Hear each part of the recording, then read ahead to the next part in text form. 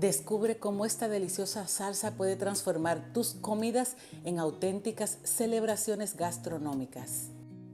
Comenzamos troceando perejil fresco.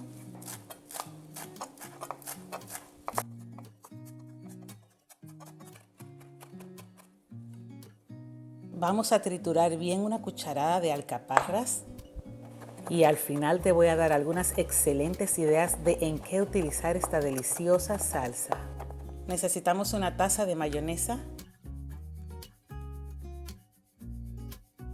una cucharada de yogur griego, una cucharada de páprica dulce ahumada, una cucharadita de curry y una cucharada de pepinillo dulce, media cucharadita de alcaparras, una cucharada de perejil fresco, una cucharada de cúrcuma en polvo y media cucharadita de limón. Incorporamos muy bien.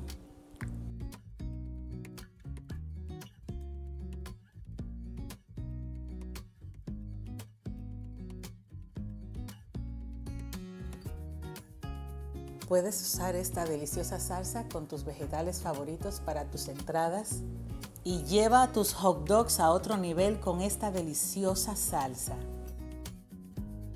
Si te gustó, te invito a que compartas, que te suscribas, que le des like y nos vemos otra vez aquí en Joca's Kitchen.